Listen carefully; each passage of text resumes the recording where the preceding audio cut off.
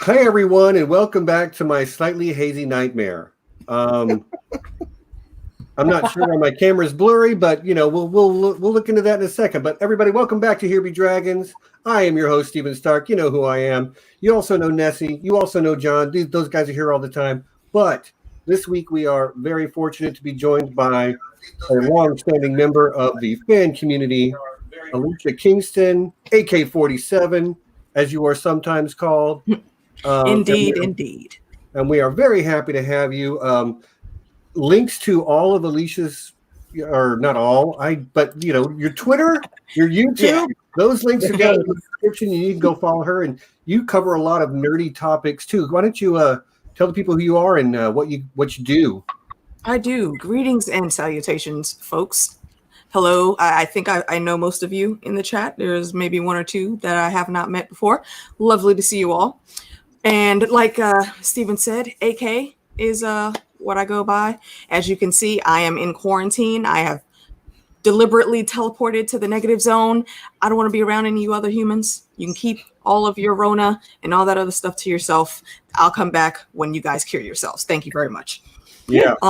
As far as Stephen said, what do? I talk about random nerdy things like Watchmen, me, and the episode club, Mackenzie, Burns, and Johnny Be Crazy. We had a whole splurge on talking about the Watchmen with a few of our friends. And there's a bunch of different shows that those guys cover. Also some that I don't watch. So I would encourage you to go check out the episode club. You'll like Mackenzie. She's a sweetheart. I also am mostly seen with the Mad Queens. We have a lot of different Game of Thrones discussions. If you guys like Song of Ice and Fire, book and show, you'll find some good streams on my channel, and all of my girls' links are also on my channel, so you can find them too. And let's see. I think most recently I did a Lock and Key watch. If you haven't watched Lock and Key on Netflix, please go watch it. It's phenomenal. Based on an awesome graphic novel. Me and Lawrence Corner did a whole reaction to the whole season. You can find that in between mine and hers channels. And there's a whole bunch of other nerdy stuff on there, like Steven said. And that's what I do. Cool. Nerds talking about nerdy stuff. Sounds familiar. Sounds familiar. So y'all, we are today we're talking about one single episode of a nerdy television show, though. But it's one that I think bears a second look, especially after you've seen it all, seen the whole series, and you've had some time to digest the themes and ideas that are being presented throughout the series as a whole. This single episode, which I watched again today, is kind of a masterpiece. And I am super excited to talk about it. And hey, Steven, yes. Really quick, I'm sorry. There's a special friend that came in from one of my gaming alliances, and I just wanted to say hi. Hi, Terry. Llama, thank you for coming in to see me. Hi. Hi. Glad you could make it. Yeah, glad you could make it. Cool. Always happy to have more people joining us. Good folks are always welcome. But I think, and not Nessie, I want to get to Alicia first, or I guess AK is what we should call AK you. is good. AK is good. All right, I'm going to get to AK first, but I do want to say, in theory, we might be joined by another guest at some point, and if that happens, excellent. We'll look forward to that, and if not, we've already got 4 really interesting and cool people here, so that should be enough. Okay, so mystery guest. I don't even know how to pose this question to you. How did this episode make you feel? How did this episode make me feel? I kind of have to go back and touch on the first episode. Okay. To get my feelings in order for this episode, because when it comes to going into the past and finding out who Will is, these 2 episodes are the penultimate to me. So first of all, kudos to the show for actually doing justice and showing what happened in Tulsa right off the bat. We hit the ground running straight out the gate. And sadly, I have to report, I barely knew anything about what happened.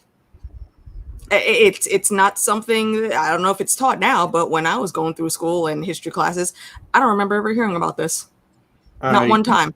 I agree. I remember hearing something about Black Wall Street or other, but in little blurbs around there. No one ever elaborated on what was going on and what actually happened. So when I saw this, I was like, did they make this up? Nah, this can't be real. They wouldn't show something this real. Oh, okay. Yeah. And what actually happened was a lot worse than what they even showed. And the reason for it happening, the reason for it happening was just stupid. But get back on topic, AK. Stop going in tangents. Okay, so we need to see how this season started off.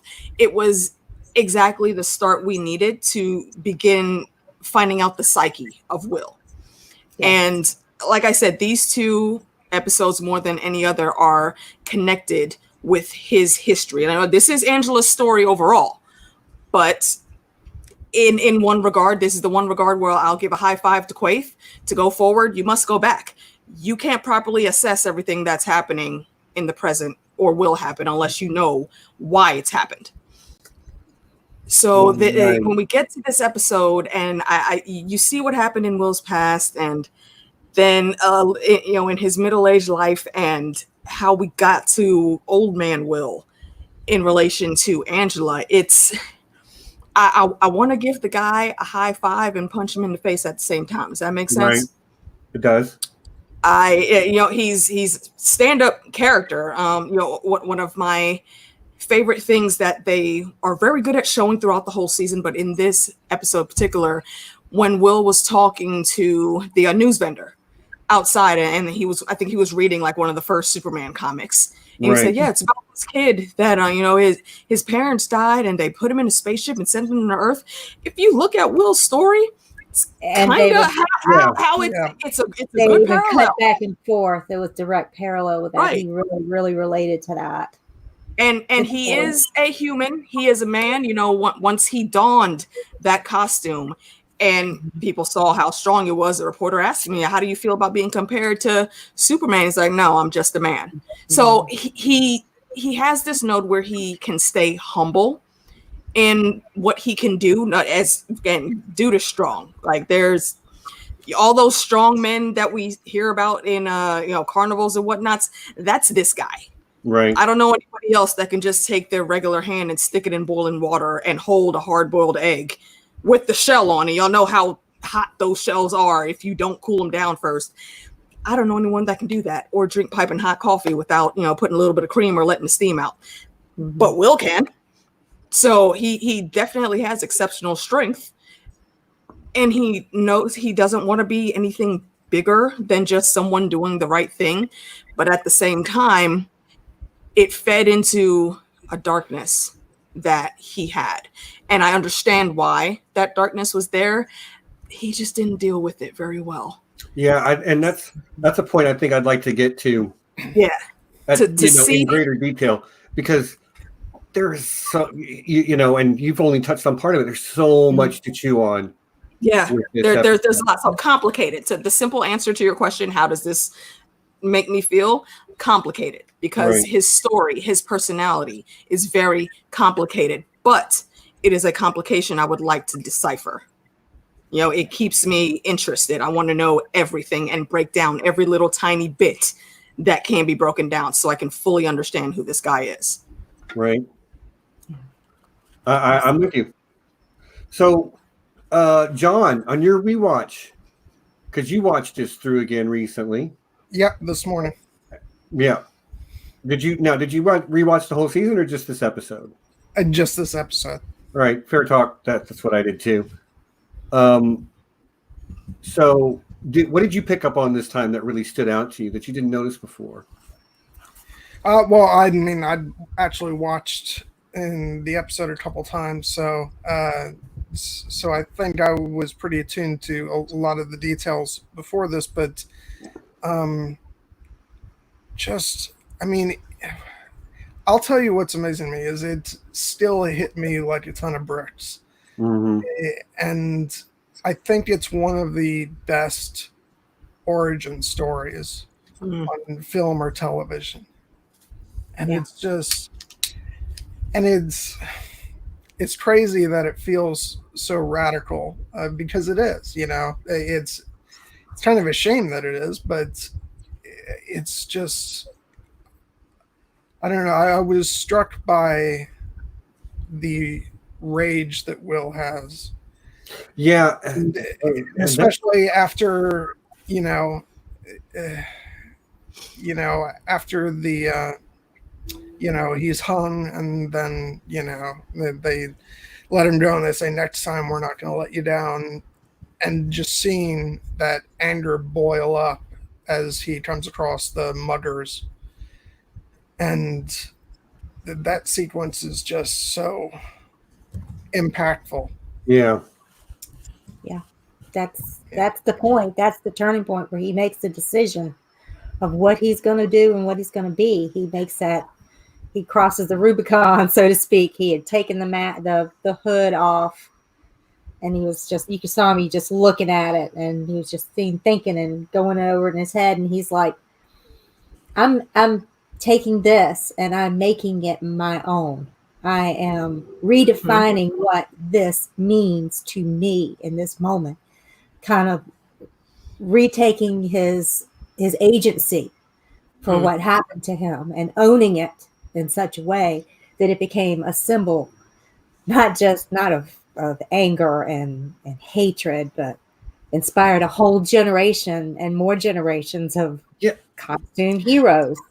One other thing that's interesting about that, it's not only when he makes that choice, but it's when he finally sees exactly what his wife has been telling him. He goes home right after, and he was like, yeah, okay, I'm angry.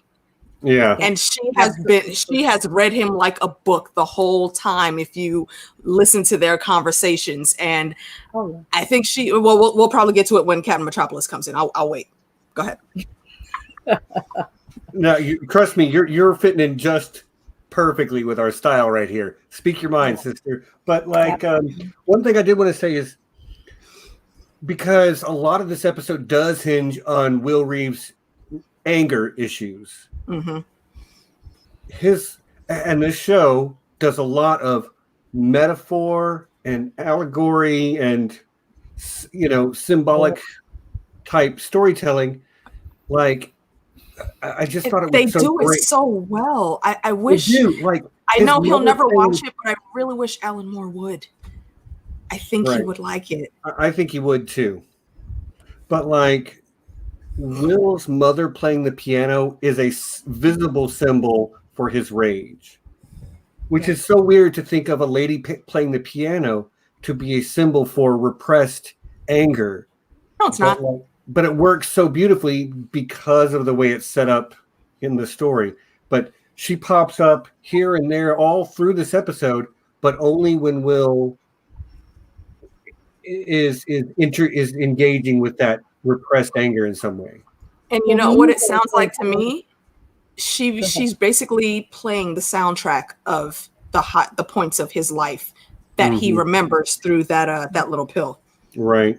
Yeah, the music is such a trigger for our memories and how we remember things, even though we might not remember where we were when we heard something. We remember the time we heard our favorite song, and it just and then all those times you think of your childhood, different times when different music was playing that just was special or not so special. That were just traumatic. Not all memories are happy. Not all memories are happy. So this music is a way of triggering our mind to think and to go to be in that place at that time when that memory took place. Because it's our mind. Music, it smells. Yeah, it smells, and trauma is remembered in so many different senses, just besides our sight. That remembered trauma, you feel it. You can feel it in your bones. You can feel it. The pain inside becomes real. Yep. So I think another thing that they did really, really well in this episode was the way they conflated the idea of being a masked vigilante with, you're hiding your identity, but what about your identity are you hiding? Because Will is hiding. What is he hiding? He's hiding that he's black. He's hiding that he is not straight. I don't know what his full sexuality is, but he's not straight.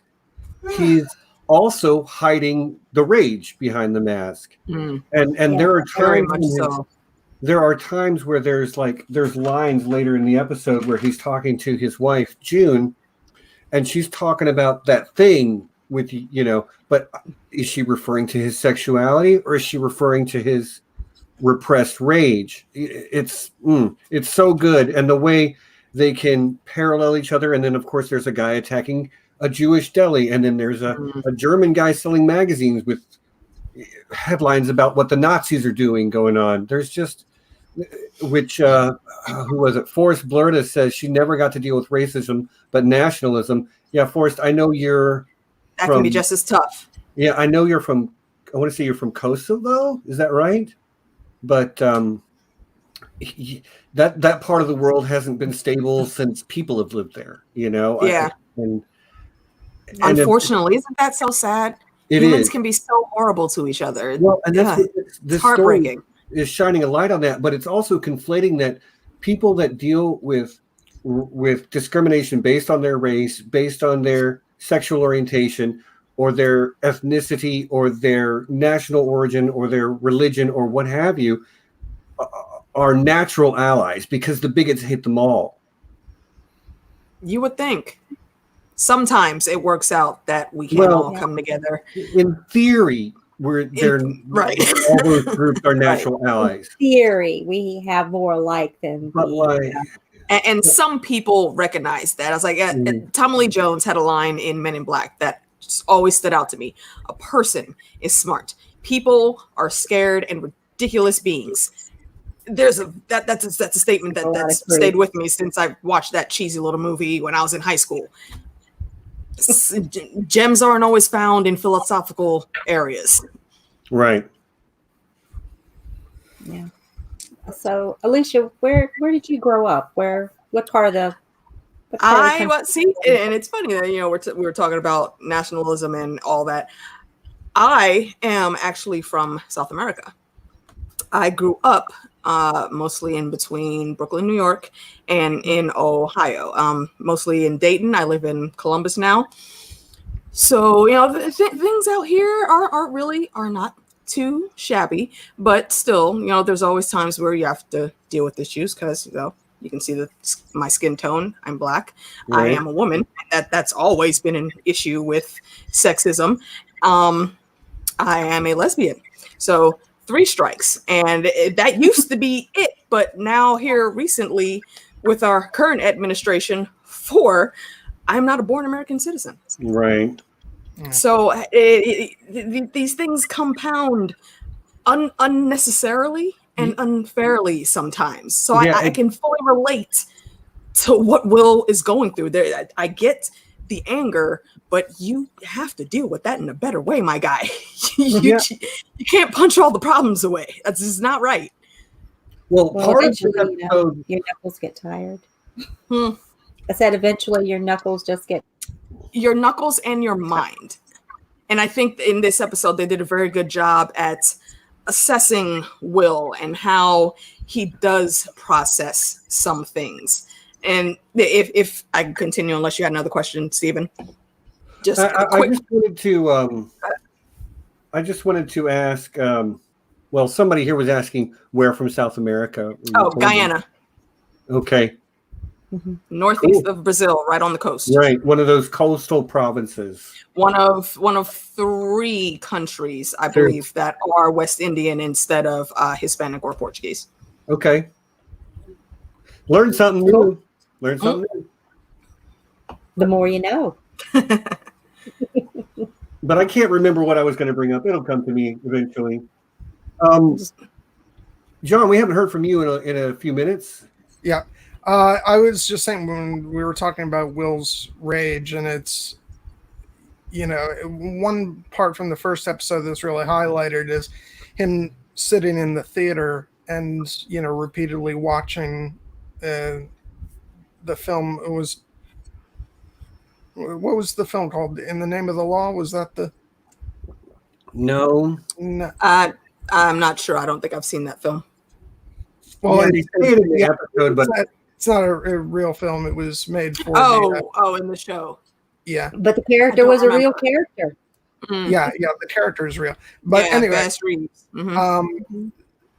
And what's interesting is, that's highlighted by the conversation that he has with his girlfriend. And, she's talking about the optimism of that film versus the reality of the situation that he's in. And what's interesting about his rage is that what ultimately unleashes his rage to the point where he, is compelled to take his own action is the violence in the theater, where film is used against the people sitting in that theater. And I just love that sort of juxtaposition of those things, and it shows that something like that he hasn't fully dealt with, and so he's almost powerless in the face of unleashing his rage in that moment. And you could see it on his face. Go ahead. Go ahead. Well, I was going to say, the theater was that place before everything happened that he was with his mom. His mom played in the theater at the Dreamland Theater in Tulsa, and that was some of the happiest memories of his childhood. And then when that horrible day happened, and that just changed everything. Yeah, that triggered it. Yeah, and the fact that what occurred flies in the face of the film he was sitting there watching, where everything that's he's receiving from that film, what he's sort of being taught to believe in is, that's the polar opposite of what brings down the theater and that whole town. Right, and the fact that they were using the theater, that the Cyclops was using that media, using that gathering place where everybody was, the film to I have so many thoughts, not just about that scene, but about that plot line in general. The plot line, the brainwashing, mesmerism plot line. That is such a powerful metaphor for portrayal and representation in media. I grew up with a very racist ideal of what a Native American is because I only knew what I saw on TV. I think we all did. Yeah. Right. So, I grew up in one of the. Sorry, go ahead. Hopefully, the better among us, we do what we strive to recognize where we've been misinformed when we're presented with new information. We don't just stay stuck in our ways. Well, I've always thought XYZ about these people, so I'm just going to always think that way. Yeah, and how horrible is that? But the idea of the way Black people were represented, and okay, I'm a white guy, but I'm still can talk about what I've seen in this regard. When Black people are portrayed as always the gang members and the carjackers on TV and in movies, that creates an expectation in the subconscious of a lot of people's minds. So and that is something that a lot of unaware people don't want to even acknowledge, that such a thing is even possible.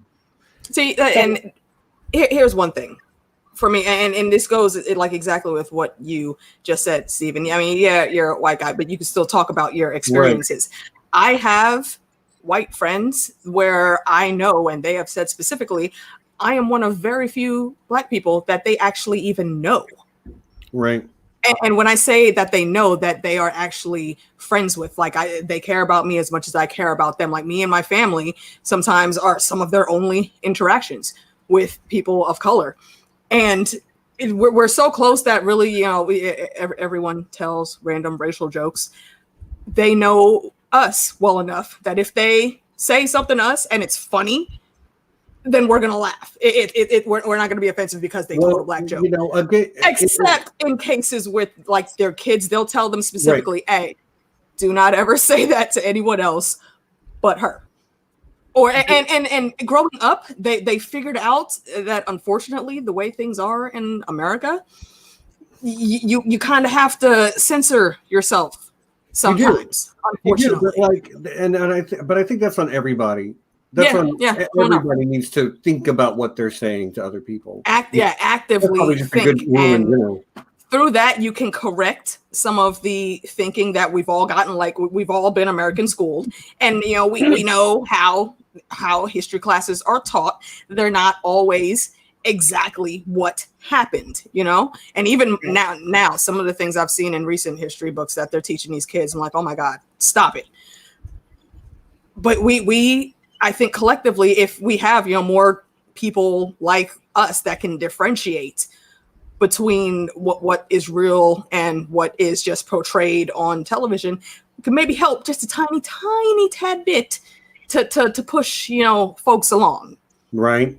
It's like 6 degrees of separation. You know one person, and if you go and look, maybe you probably know about 3 or 4 other people through someone else. I want to address something here real quick. OTDA says you've seen half of this series so far.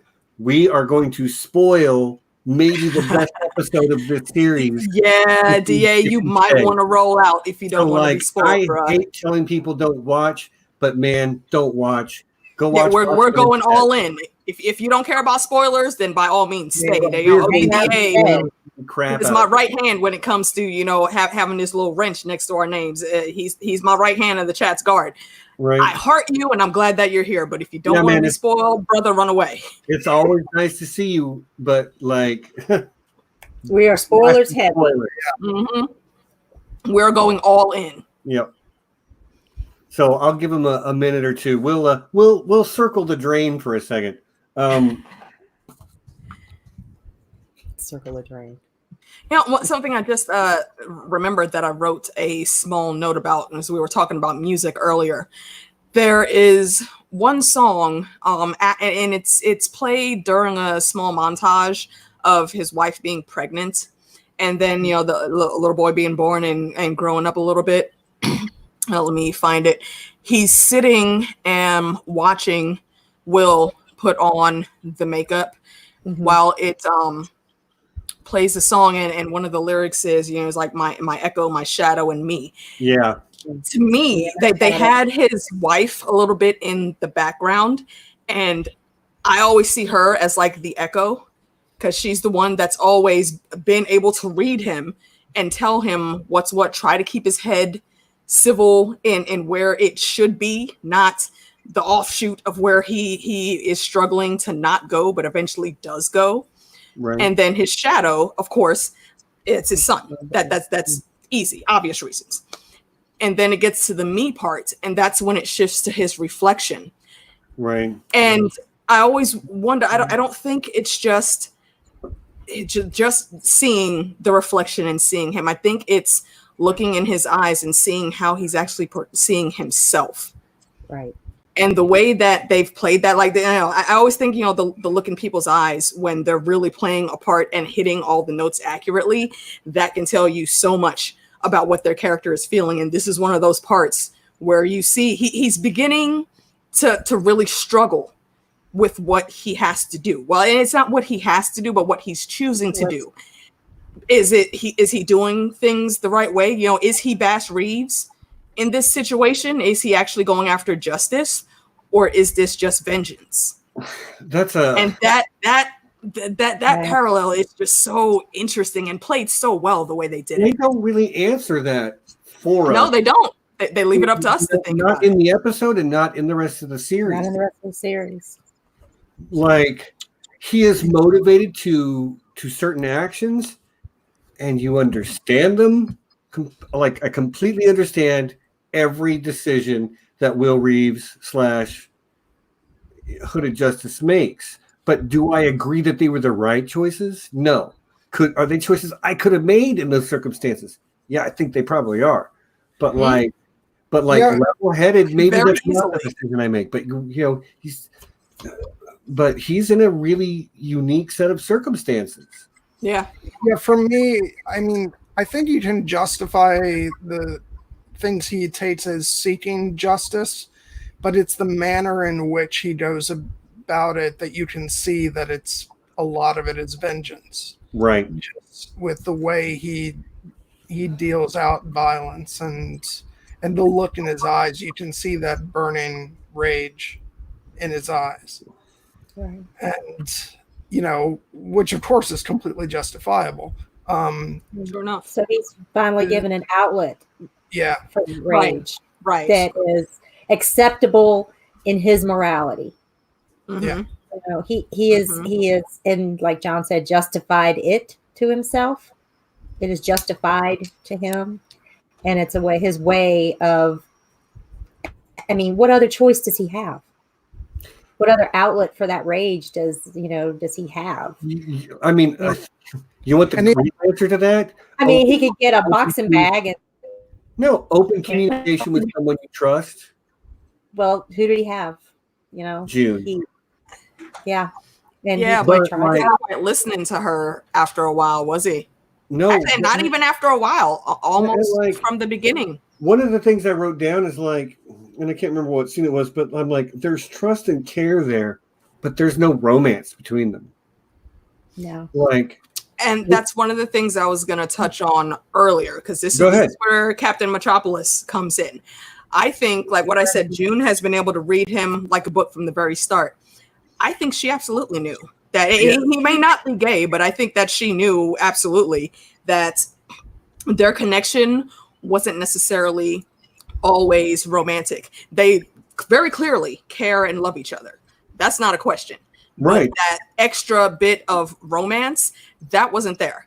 They cared about each other very much. They loved each other. They always wanted to be there for each other since they were kids. You know, that they both went through this very traumatic experience, and that locked them together for the rest of their lives. And she was okay being that person for him. Mm-hmm. I think she wanted to make sure that he was also okay being him. And she, you know, put herself in a position to be that rock for him. But along the way, you know, people can only take so much. Like, if I'm sitting here trying to hold you down, my guy, and help you along, I'm going to support you in this. And she's the one that gave him the idea of putting the white paint on in the first place to make sure he kept his cover, you know, and which just kept going too far, dude. People can only take so much. It's just I would have really liked to have seen the time period. We kind of jumped from where Will is a little boy, and the last scene of his boyhood is looking back at Tulsa and it's burning. Mm-hmm. That's the last we see of his childhood. Holding baby June. That's where his childhood ended. Yeah, and pretty much. You know, again, I just keep coming back to this idea that there's so much going on. You could probably peel back layers on this for days. Yeah, those few years. I'm having fresh thoughts as we're discussing this. Like, what? I'm sorry. I got to get this out before I forget. Go ahead. Get it out, Stephen. Yeah, it's gone. I had a feeling that's what he was going to say. It'll come back. When it comes back, tell us to shut up and talk. Okay, go ahead, though. Sorry, Nessie. You were talking. I mean, that's that gap in the time frame where he's growing up, and that's when the relationship between he and June is developing. And I'm really curious as to did they have more of a, because did he raise her? Was he always the older brother, always looking out for her? Did they have anyone take them in, or was he just this 8-year-old kid taking care of this baby until they're, you know, finally make it out of Tulsa up to New York? And I mean, how did that happen? If it's a caretaker role, then obviously, you know, he's going to love and want to protect and feel close. But if he's in that role, he's not really going to take what she has to say as seriously as he would someone who he wasn't always taking care of. And wait, now, Jess, we haven't heard from you in a while. Do you have anything you'd like to say about the episode? I have to clear something up first. Jess, I literally have no carpet in this room whatsoever, so I don't know exactly what you're talking about. Are you talking about the comforter on my bed? That's probably the comforter. Her carpet looks like your comforter. Sorry, Sam, we've been talking over you this whole time. So please go ahead. Anything you'd like to say? Take it away. I'm sorry that I took a nap and woke up late. So I'm here now. Hello, family. It's great to see all your beautiful faces. Hi, That's AK. good. How Hey, you doing? Mary. Lovely to see you again, my lady. Always a pleasure. Yes. So I'm ready to go ahead and just jump right into the discussion, but not interrupt you guys. So Okay, so I also remember what I was wanted to say earlier, and that was there's this again one of the many layers you can peel back. Early at one point, June comes up with the idea to wear the white face paint and tells him the only way you're going to get justice is with that hood. Later in his life, she hates the hood, and Mhm. you know those type of flip-flops is not something you see in media a lot, but it is something you see in a real life. People that support you strongly and maybe even encourage you to do a thing can grow to resent you if that thing takes over too big a part of your life or changes you in a way that they didn't foresee. Yes. Yeah. well, like I mean- she didn't really think this was going to be forever. Like for her, Mm. at least I think in her opinion. And once it started like changing him and his entire identity, then that's when it became a problem. Like Yep. this. And even with his kid, like the shots with his kid coming in and like, you know, wearing the makeup and everything, and she's like, "No, you don't do that. You don't ever do that." So kind of like that's rough. You know, like I understand why she wanted it to happen. As terrible as it is, but also hiding himself completely. That's not what she wanted for her child, and that's not what she wanted for him long term. And that it also sadly ends up breaking them apart Yeah. when her son gets older. That's why Angela never knew who her grandmother was or any of that. Right. It's into it's a vicious circle, as they say. Generational trauma. Yep. Yep. Yeah, Yeah. generational trauma. That's what they said. Yes. Yeah, there was that line in the it wasn't directly related to Hooded Justice, but Looking Glass was in the support group for the Yes. alien incursion, whatever support. How Interdimensional. perfect was the casting? Oh my for God, Looking I love him. Glass. I love him All so of the cast. Like, they picked the right people. Jeremy Irons as Ozymandias. Yeah, he can get it. Yeah. I will say this: like, I don't know, AK. I don't think you'll find many people in here that are that fond of Looking Glass. are you kidding me? I was about We to say all that's love a joke, him. right? That's sarcasm, right? Hold on, I will come out of the negative. You're in the way. I somebody can't man. reach him. Yeah, but they were talking in that discussion group about the blast and how there was this young man who was born afterwards. And he said his pain and trauma that his mother felt was That he could blasted feel that. into him on a DNA level. Was Mhm. how, and that's a very powerful way of looking at how generational trauma affects you and affects the next generation. Like it's a generation on through the generations, the trauma you feel and experience translates, and how the next generation perceives things and learns things and feels things just by being with you and around you, and how you project, you know, how you talk about things. If you talk about things, if you don't talk about things and you keep everything inside, that leads to, you know, other types of trauma. Yep. So it was very powerful what he said, that it just is on a DNA level. It doesn't get much deeper than that. So, and that's the trauma that Will and his family are dealing with. Will himself was the child of trauma. You know, his father was in World War I and was there overseas fighting, and other soldiers would spit in his face. You know, we're fighting for the same country. Yeah, That's how you treat me? Really? right. I'll be right Yeah. back. I gotta go smack my dog around.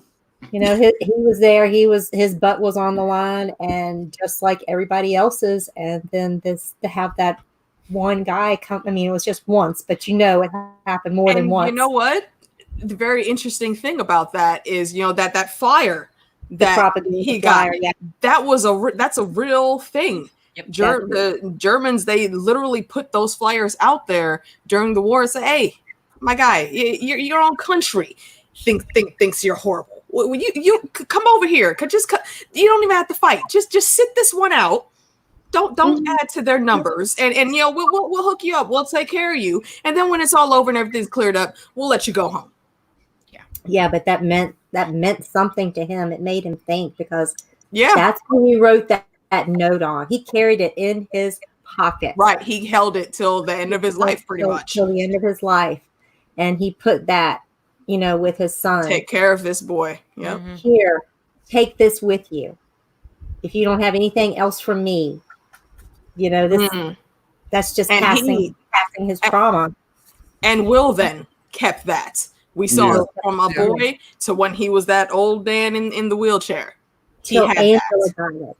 Till Angela received it. And Angela had that trauma too, from watching her parents die in front of her in another war in another country. You know, it's parallel that with Will in Tulsa. You see how Will developed after seeing that. And then Angela, it didn't even take a hot second for her once you know the Vietnamese police came and talked to her. It's like, is this them?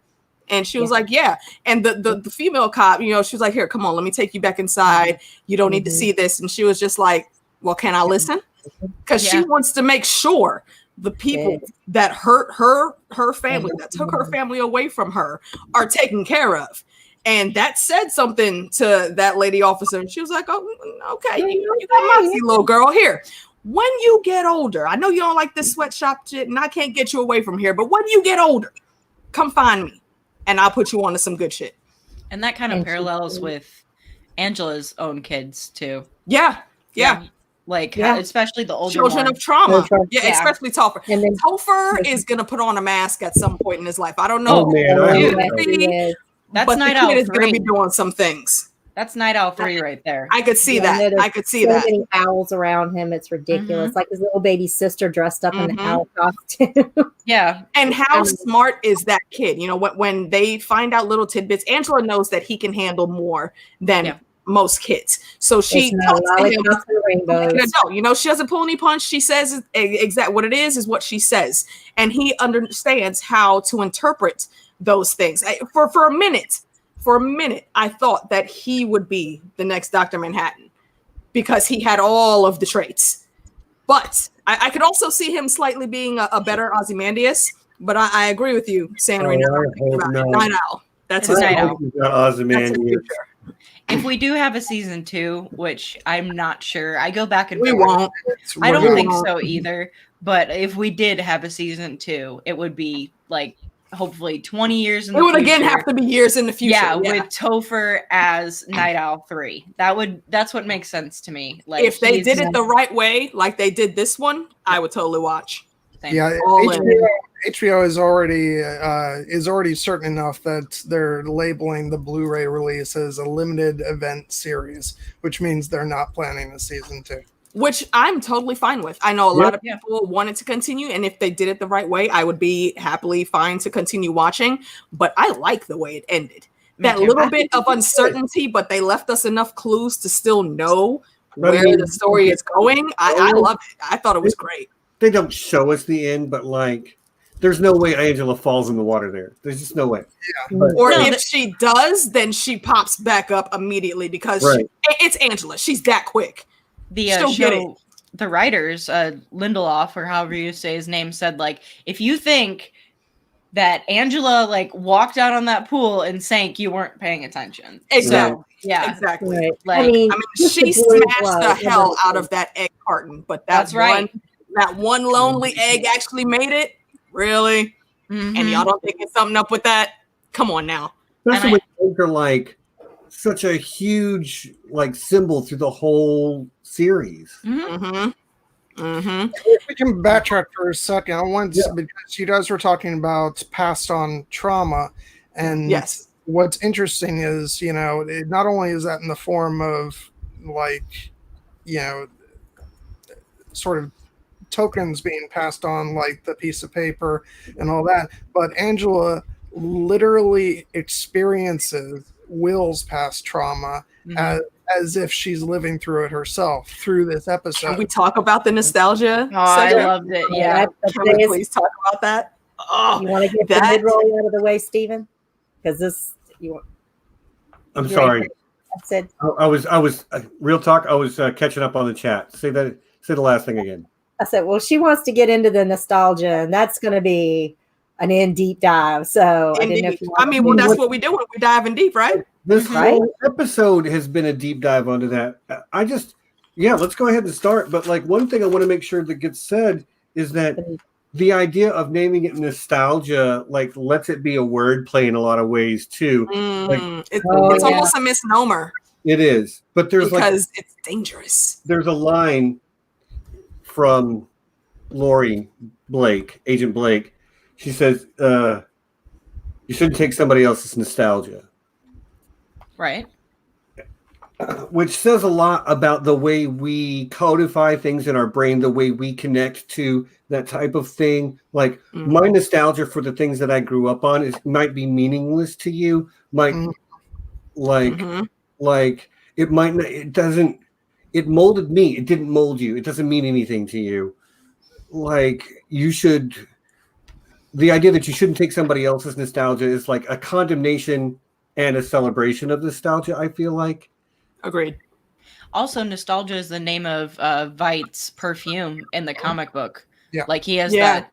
So like I thought it was a call out to that when I first heard it. Right. Which it's all over. Like if you look in Zack Snyder's Watchmen, they have like and it is because the company is oh my god, I'm forgetting characters' names. Lady True takes over Veidt's company, so that name is inherited and used for the new product. Yeah, and that's right. And she made the nostalgia pills. Yep. I forgot about that. Yep. Lady True. What you were saying was that it was supposed to be a good idea to deal with your past, to your trauma, but not to get stuck in it. I think it was over and over. It's one of those things. I always say everything bleeds into Throne, or Thrones bleeds into everything. You know, you can't go swimming in the trees forever, Brandon. You stay too long and you're going to screw yourself up. Yeah. And you won't even know what's happening until you wake up and there's roots all around you and you can't move. Like Blood Raven said, do you think I wanted to be stuck here in this cave? Right. No, I think he was tricked. But that's a whole other stream. I'm gonna back away from that. I'm sorry, this is so hilarious because I feel like time traveling Bran Stark is getting drawn into every conversation because we were going on because the kid is everywhere. Yeah, because we were going on last night during there was a Harry Potter marathon going on, Mr. Potter, last night, and everybody in the chat was talking about Bran during Prisoner of Azkaban, and now we're talking about him again with. Thrones will always bleed into everything. Yeah, it hits so too many things in fantasy that I can't stop comparing it to everything, or not even comparing it, but just I see the parallels. Yeah, bring it in. So, but yeah, so this freaking pill, again, you shouldn't take someone else's nostalgia. Like Steven said, the things in my childhood are very near and dear to my heart. You may not like it, but just because you don't like it doesn't mean that you can't have, some respect for me having it. And don't ruin my childhood, man. I can ruin my own childhood with random stupidness. Leave that to me. If I do that, it's like when somebody's picking on your little brother or sister. Older siblings are always going to pick on their younger siblings. But if you do it, we're going to have a fucking problem. I'm going to have to go come at your throat. That's just the way it is. So again, don't take someone else's nostalgia. Right. You can't do that. And also when you take not just one pill, but you guzzle a whole bottle. Jesus Christ, I can't believe she even stood on her feet for as long as she did in that cell. Right. Oh God, and all of these things. And again, that's why I think Regina King was the perfect person to pick for this, because if you look when she's in the whole nostalgia sequence, it flips mostly to Will, but there's very key moments where you see her. And while she was excellent at copying Louis Gossett Jr.'s facial expressions and just how he would sit and set a little, almost frown on his mouth. You could tell how he was thinking. Even the look, she copied the look in his eyes so perfectly with all of that. she's just awesome. And It also, felt she has seamless. awesome freaking eyes.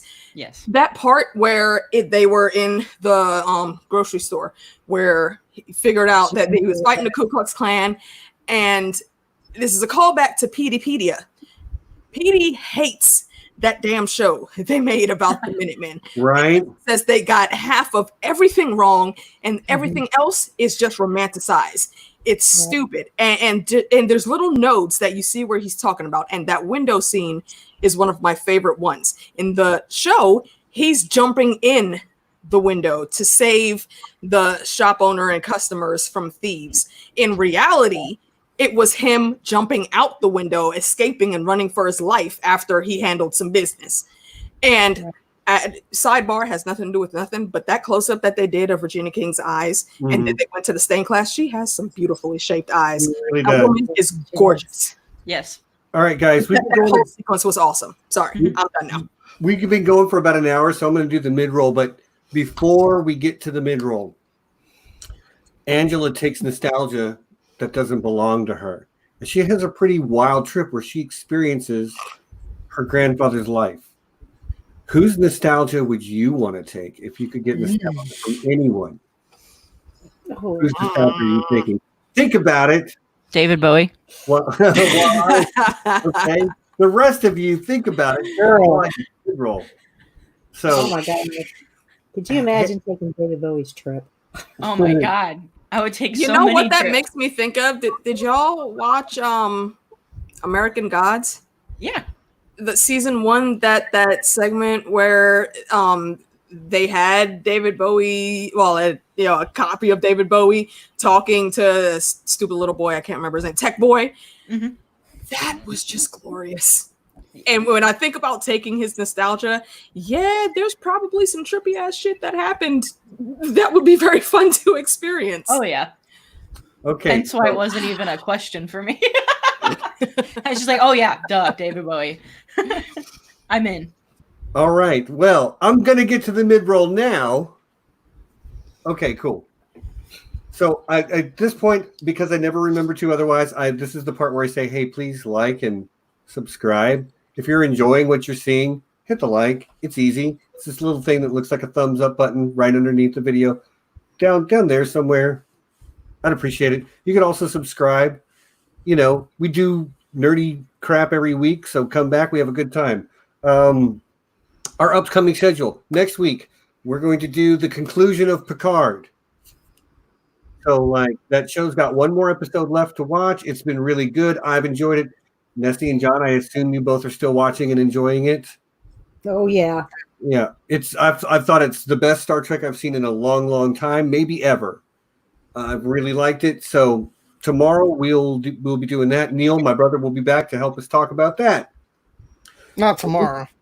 Not tomorrow. Next week. Next week.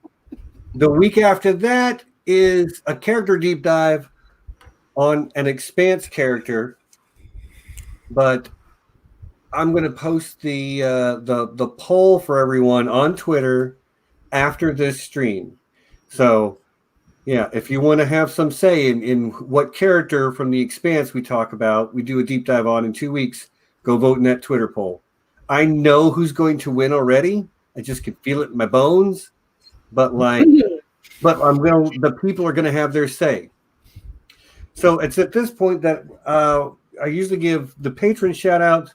I wanted to say hi to Maura Lee, who became a new patron this week. When everybody else is scaling things back, you step forward to become a new patron. So, Maura Lee, you've been part of the fan community for a long, long time, and we are honored to have you as a patron. Thank you so much. She's a hero. She really is. She really is. She's Truly. awesome. Always enjoy seeing her in the chat. Mhm. I also got us, and he's here in the chat now. Probably just got off work or about to get off work. Ridiculous Ed Tollett, #1 patron in our community, brother. You know we love you, and always nice to see your face or your icon, as it were, in the Your chat. beard is what he means. And he has a truly beautiful red beard. He'd make a fantastic wildling. Oh yeah. Yeah, he said he's clocking out right now. Right on. Good stuff. Okay, so I think that's it for the mid-roll. Not a whole lot to cover this week. So whose nostalgia are you taking, Nessie? Oh man, I don't know that I'd want to take anybody famous. That's a fair answer. I think that might just be a little bit too much for me. If I had to take anyone's, I would probably say my grandmother, because she and I were very close, and I learned so much from her. And I would just love to see her when she was young. She lived through so much, and I think it would just be awesome to have known her not as my grandmother. Right. Good answer. What about you, AK? So it's slightly hard, but while I was thinking there, a song that I listen to frequently popped into my head. It's called Ride the Wind. You guys probably know who's by. It's Poison. Mm-hmm. Old school, late 80s, 90s hair band. Yep. And they were one of my favorite bands growing up. And I know they had a lot of, individually, not as a band, but the people in the band, they had a lot of different ups and downs and also some very fun and ridiculous looking situations. Mm-hmm. So I would totally take a stroll through Bret Michaels' memories. Oh, wow. And get into some of them awesome parties and stuff. Right. I like the ladies and Bret liked the ladies, and he was around a lot of ladies back in the day. I would appreciate experiencing that. And just seeing, some different ways of life. I'm always interested in people's history and random situations that they've gone through and why they are who they are at the moment. So I think that would be fun. That'd be great. What about you, Don? Don't say Keira Knightley. What? No, I'm going last. I need to think more. Are you kidding? I was saving myself for last so I could drop the joke at the end. Fine. Okay, well, wait, Sandra, you didn't already go, did you? Oh, yeah. She said her first. The gum. David Bowie. She went so fast. She didn't even need to think about it. All right. So what's the name of Keira Knightley's husband? No, God damn it, John. No. You stop that right now, young man. You know what? That's a fair answer. I'm going to allow that. No. In all seriousness, and this is cliche for me, even more cliche. I'd actually say J.R. Tolkien, if for no other reason, so that I could know the full extent of all the stories that he was creating. Yeah, but you have to live through a war for that too. Yeah, but I lived through it, so. Okay, well, fair point. Fair point. I think I'm going to go for Rhaegar Targaryen. I was going to ask you if it had to be a live person. That's damn it, I knew I should have asked first. You did not tell us. Bastard. You bastard. Damn it, Steven. God. Yeah, flip that hair, you pretty boy. Me and Alicia's on the same page. Flip your hair. No, you know who I think I'd actually love? Einstein. Ooh. Just to be in that man's head. Oh, that would be trippy also. What an incredible in a whole different way. Yeah. Without the drugs. He didn't need them. Nope. He was having a good time. So brilliant though. Like he was so smart. All right, fictional character. I'm gonna go for it this time. Mr. Darcy. Okay. Right. Explain. Oh, there's no explanation. There's no explanation needed. Well, I don't recognize the name. Is what I'm saying. I don't know who Mr. Darcy is. Like, I think me and Sandry had the same head movement. Like what? I'm pretty sure that's probably a character dating one of his women that he likes, like Keira Knightley. Yeah. Am I correct? Yes. Come on. Okay. Mr. Darcy. Come on. If Bernie was here, she'd have him back up. AK, my mom is calling you out. You may not realize it. Bessie Mitchell's my No. Yeah, we spoke earlier in the chat. Okay. I didn't hear. What did she say? I didn't see. Let's see. Carefully. I didn't mean that form of bastard. But see, Thrones bleeds into everything. That's what people think of automatically when you say the word bastard nowadays. Okay, so like. Okay, wait, no, hold on. If we're gonna go with fictional people, I'm going to go super fictional and go with the cartoon character. I'm going to say She-Ra. Yes. I get behind that. Yes. I love it. Okay, anybody else got anything they want to say about taking somebody else's nostalgia? Not a good idea. Okay. then let's talk about the one person we saw who did. Because it was incredible. Like this, John, you probably are just as giddy about all this stuff. You're a bigger film lover than I am, and I know that I am a lover of like the art of filmmaking. But the way they cut together different backgrounds, different scenes, different edits, the sound design for this was incredible. Like, just this is a triumph of cinematic filmmaking, and it's a goddamn TV show. Mm-hmm. Yeah, I mean, the way they layered in different aspects of the memory and like, and the cars driving past, and they've got the bodies being pulled, going back to the Tulsa massacre, and just stuff like the mother playing the piano on the street as he walked by. It's just all the ghosts. Just mesmerizing the way they cut it all together. My favorite thing about it was how they included just little bits of color. And black and white. Yeah.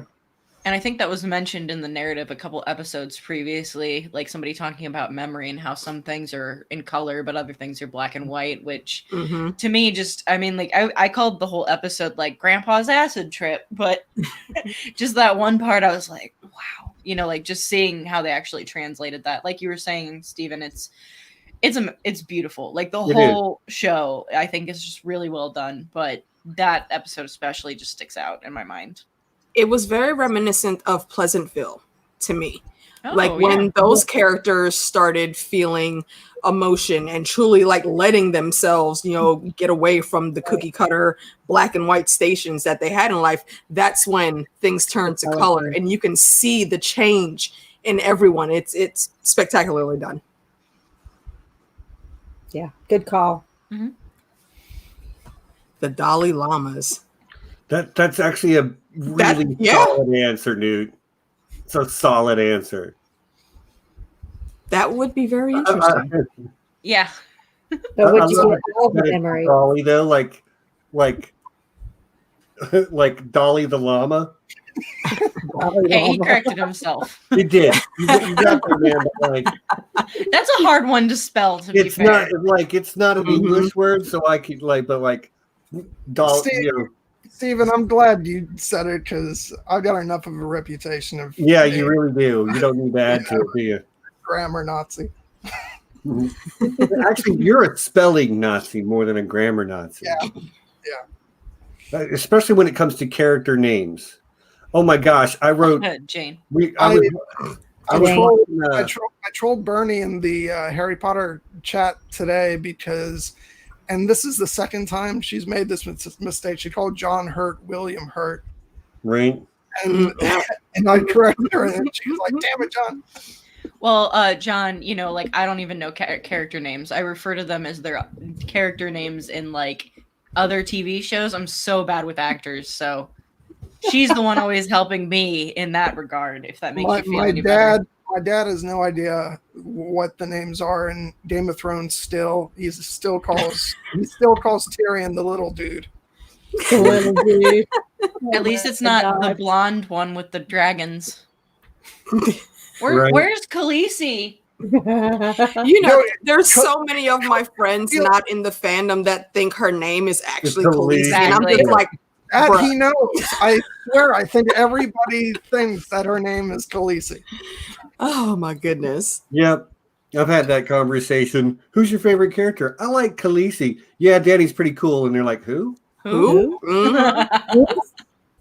Like Danny, Daenerys, the woman's name, not her title. Oh, yeah.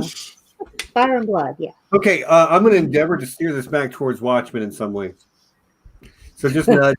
I I don't have any Watchmen memorabilia, but I wore this shirt because I thought it was the most Watchmen thing I have.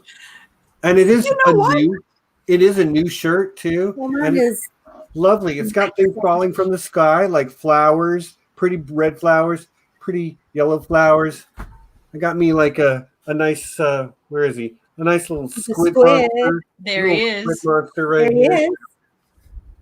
This shirt that I'm wearing now Yeah. is the my discount Right. Sister Night shirt that I wore on the very first Watchmen stream that me and John Be Crazy did on his channel. Cool. That's awesome. Sister Night. Sorry, I thought you were about to say that was your discount mask for the coronavirus. Same thing. I mean, really. that works too. That's actually not a bad idea. I would be covered and fashionable. Yes. Right. Ready to fight crime and also safe from germs. And speaking of her costume, I just thought about something that is also a really good parallel with her and Will. Will put on white paint to as the basic mask that he wore under the mask, while she donned the black paint and had on a nun's costume to boot. Right. Right. I thought that was interesting. There's some inverse parallels going on there for sure. So many parallels with those two characters in their family. It's you know, like I said earlier, it's a vicious circle. Sometimes some people handle it better than others. I think she took a bit of a better route than he did. I mean, there's definitely some questionable things in her character. She's not perfect by any means, but I think in a lot of the decisions that they showed her making, she took a bit of a better road than he did. I think she really like did the best that she could in the situation she could, and a lot about her character, like, I just like had nothing but respect for her and empathy for her for all the struggles that she went through. And the thing that really like blew my mind is once you found out Topher and the other kid weren't theirs and they were just taking care of them because they're that good of people, totally unprepared, not thinking that they'd have children, all of a sudden taking care of them. And I mean, Dr. Manhattan was a great dad. All he did was stay at home and read books and play with the kids. I love that. And tell his You kids know no. what? That was the first node of where I actually got, this is the doc I'm looking at here. Right? When they were talking about death and he just went into this, you know, I'll say it's the dad voice, but Dr. Manhattan shone through very clearly in that dad voice when he was explaining what it was. And the whole time, though, after every time he was on the screen after that, I was side-eyeing him, looking for more clues. Like, I know it's him. I know it's him. I see you. Not gonna lie, but he's like too perfect to be a man, right? Like he's Too like perfect. too good. Exactly. I'm like, who even is in this? the way he speaks, no one speaks English that well. Are you serious? You're not real, sir. Yes, exactly. Something's up with you. Something's up. But I did enjoy his character and his performance so much. Like, oh yes, as the new Dr. Manhattan, another my perfect goodness. cast. Yeah, and I really like. I know a lot of people had a fit because you know the Twitter had their whole stupid thing with Dr. Manhattan's black now. Well, did you pay attention to the story? There's a perfectly logical reason that he is. He had to go undercover, and the woman he was in love with said that body. Yep. I'd be How is it so hard? I think it's absolutely. And did you see that body? I mean, come on. I am not attracted to men, but that is a good looking. That is exactly man. what I was about to say. I don't want any parts of it like that at all. But if he walked in front of me and you know, I would totally rub my hand on that chest. I can look at people in an aesthetic fashion and say, yeah, he looks good. I don't want to bang him, but I can see why you would want to. Now, Steven, what about all that flirting that's been going on here? Okay, did you just hurt his feelings, Steven? You monster. Much like Hooded Justice, we need to keep it concealed. Nobody can know our secret. Well, it's too late now. See, I was trying to be thematic. Man, I love the way the show handled that, though. They did, and it was so simple. It was so perfect. So simple and so perfect. And being a comic book first person, I was like, man, Hooded Justice is gay with Captain Metropolis. And I was wondering how they were going to cover it in the show, being that they chose to make Hooded Justice black, which was chef's kiss perfect. Just that whole dynamic of everything and how he had to hide his face with white makeup and everything. Like, you freaking felt for him. I felt for him so bad. Every time. And what did June tell him? Again, this is where June is parallel and talking to him. Do not do it. They only want you for what you can do for them. And the crazy thing is, in the very beginning, when he's getting his badge and they're talking about it later, he says, oh, they just hired me because it was a publicity stunt because it made them look good. Well, yeah. Are you seeing the parallel to this situation? Why aren't you listening to the woman in your life that's held you down for how many years? Good point. Yeah. Oh, and even when poor Will gets his badge, the officer says something to him like, beware the Cyclops. Like, that's how far fucking racism goes back. Like, yeah, the second he gets to be a cop, he's like, oh, you're gonna have to deal with this your entire life. And if you backtrack just a couple seconds, he's sitting there wondering why the older white guy walked past him, but then he sees this other older black officer comes up and he says, you know, you're the reason why I took this route. You were my inspiration. And he already knows what's up. And it felt like, excuse me, it felt like he wanted to tell him more, but he knew he couldn't. Yeah. So he had to just give, 2 little seconds of code. Beware the Cyclops. And he barely even leaned in to whisper it, just enough to where it wouldn't look suspicious, because he probably would have got if they would have caught him talking about it. Yeah. Very, very easily. 70-year-old Jeremy Irons is above Hottie. Yeah. I can't refute that statement. Yeah. I mean, the voice, the body, I'm there. He's got it. Whatever works for you, Mom. Isn't that the perfect son answer? Oh my God. Yeah. Okay, I don't need to think about that, Mom. No, I mean, like, how do you think you got my here? mom's a grown-ass woman. She can bang whoever she wants. Hear that, Mom? You got my permission. Go ahead. She don't need your permission. How dare you? I think you meant blessing. Yeah, there you go. That's a better phrase. Yeah. Yeah, you have my blessing. Sure. That's it.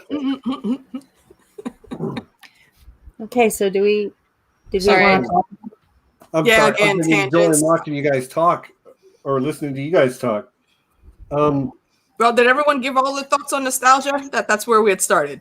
Right. Well, About did we nostalgia want to in talk general? It started and ended at the hanging tree. Mm-hmm. Another full circle. Full circle. Yep. That's and what did you guys think about Judd's explanation when Will called him on having the Ku Klux Klan robe? He was like, it was my grandfather's. It's my legacy. It's my right to have it. And Will's like, well, you're so proud of your legacy. Why are you hiding it? My grandfather passed down a KKK robe to me. I probably would have burned it a long time ago. Yeah.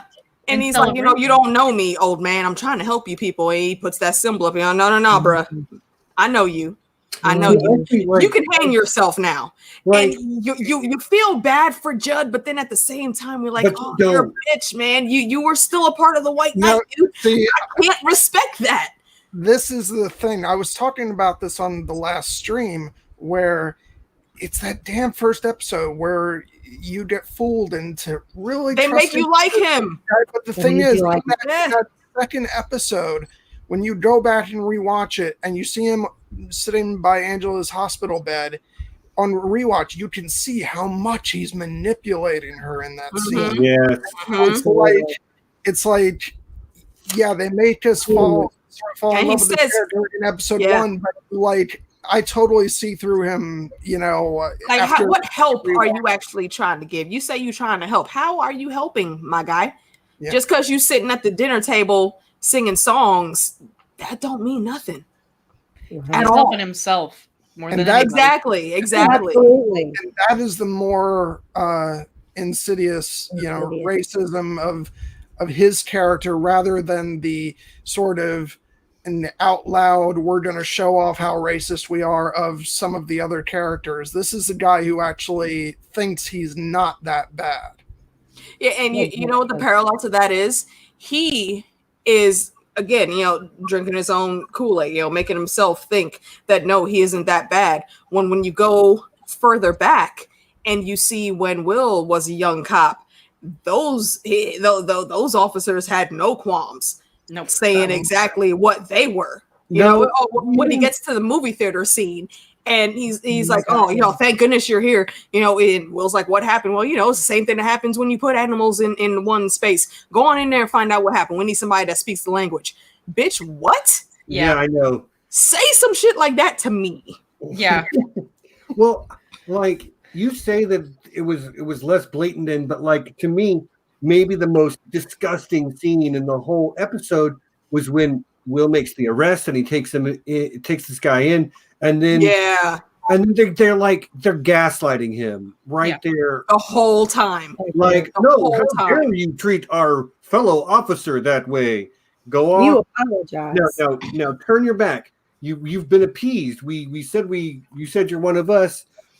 Turn your back so we can do whatever it is we're gonna do, and don't ask any questions. But what is it? 10 minutes later, the guy blatantly bumps into him to make sure he sees that they let me go. What did I tell you? I'm not being arrested, punk. And then he basically walks away. Well, like I watched an interview recently with Trevor Noah. If you don't know who he is, look him up. He's very smart, very funny man. And he's from South Africa and he's black. Is that the Daily Show guy? Yes, the guy that took over for Jon. Yeah, I like him. Hilarious. Yeah, he is very funny. So he was talking about, and he's from South Africa, who has just as long a history of racism as the United States, and struggles with it just as much. We'll just leave it at that.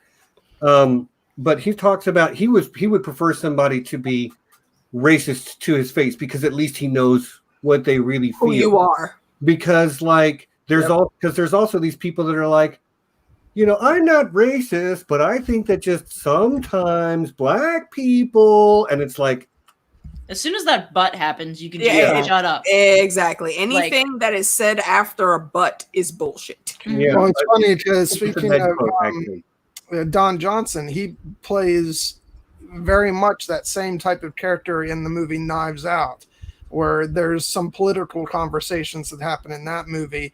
And there's a lot of buts interjected in his statements in that, where he thinks, he's saying something completely rational and he has no idea of how horrible it is what he's saying. And wasn't it just along that same line? And wasn't it just great when Lori is thinking she's going to interview his wife, and she's just asking those leading questions, and she's just all of a sudden, yeah, that's exactly what we thought, and then it just didn't pan out right. So we decided to do something different. Like, bitch, I'm not even trying to play games with you. The look on Lori's face when she figured out, you see the wheels turning. She's like, wait, hold on. What now? And the whole time, the thing that made me mad about that scene is you have been on fucking point the whole time since you stepped on the scene, Lori. Why did you not get out of the chair? How did you not suspect this woman? She was man. You were there asking questions because you knew there was something more that you were I really have to. In their living room. Here's the thing. I really have to rewatch that scene because I'm not sure whether she had no idea or if she suspected but just didn't expect her to upfront acknowledge it. I think she suspected something, but she didn't suspect that. Yeah. And that's what threw her off. And she even had time that the damn button didn't even work 3 times. You could have got up out the chair. And what an evil villain. I think she was just like, what the hell are you doing? Because it just looked so weird. It's like, and also sidebar, the freaking Lori's character, what they did, it was absolutely phenomenal. Yep. She went from the beginning of her story to being Mommy Junior, and now she is a full-on daddy's girl, and I freaking loved it. I honestly think that. Go ahead. Sorry. I was just gonna say that everything about Lori Blake in the series is just awesome. She's the perfect She is new her comedian. father's daughter. She's the new comedian. She's the Mhm. one who is looking at everything sideways. And she knows it. Yeah, And she owns it. I love that. I was saying on the last. Y'all be right back. I've got to step out to I'll be back in a minute. Okay. John, you're in charge. Nessie, you're a consultant. Oh God, don't do that. I mean, No, the I fact was, that she was going by her father's name. She took her father's name. Yes. Yeah. Because I was- her whole life. Sorry, John. Go ahead. I was saying on the last stream that even though I might not consider it the best episode, because for me this is the best episode, the one we're talking about today. But my favorite episode is actually episode 3 because it's all Laurie's episode, Mhm. and I love the way the whole episode is framed with her on the phone. You know, God, it was so good. she's talking to Dr. Manhattan, and the joke she's telling. And it's a brilliant episode, and it's her time to shine in that one, and I love it. She's great. She's really a perfect example of the people we have left from the original Watchmen who are still active and still being. She learned from her experiences. Right. I'd like to say, noting the mishap with the chair for you. Yeah. There you are. Yeah. Yeah, but noting the mishap with the chair, she learned so much. And like her entire childhood was a lie. She thought her father was someone else, and then come to find out on man. Mars that her father is not who he is. And it's not Eddie even Blake. on Mars. Her mom pretty much broke it down for her. She just wasn't able to really connect. Yeah, she didn't have the connect wheels process the way that they should have. Yeah, it was portrayed as some horrible, horrible thing. And the way they initially showed it, yes, it was horrible. But then to hear her mom actually talk about it, that was a completely different experience. And side note, who stepped in to stop that the first time? That's right. Daddy got his ass beat by Hood is Justice. Yep. Will was not about that fuck shit at all. He was like, "No, this is wrong. He was this like, ain't "Oh happening." wait, what did I just work? Oh, you mother, yeah." I think he calls And it. I can't fault him. You bastard. Yes. That's one of my favorite scenes, oddly enough, especially once this show came out and I saw that connection. I said, oh man, that's perfect. And they probably didn't even think about it. I'd like to say that they did, because they did a lot of good little touches like that. But to have that match up so perfectly with what Will's character is and how we saw, I fully believe he would go in there and just start being his ass like that. Absolutely. Yeah. Oh yeah. And it was brilliant. Totally brilliant. Yeah, Laurie was definitely top. Oh, actually, I just had another thought. This was some people caught it, some people didn't. But a lot of my friends that aren't like fandom nerds like we are, they didn't catch it until I told them. When Laurie had her little stint with that blue toy that was made for her, that was also another clue of who Dr. Manhattan was to me. The damn thing's name was Excalibur. Hello, X. Laurie is his ex. Cal. Bar. Oh my God, that's great. Cal. That's the man's literal name right there. Yeah. Oh my God. Side note on that, I think it's in the PDpedia or something. Yeah, have you read that yet, Sanri? I have.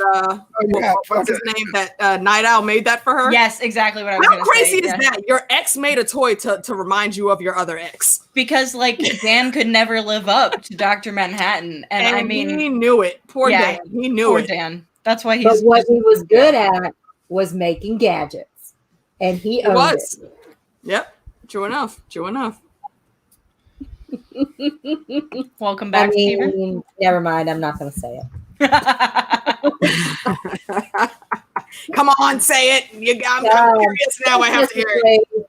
A phrase that I hear every so often that, if you can't cut the mustard, you better dang sure be able to lick the jar. So.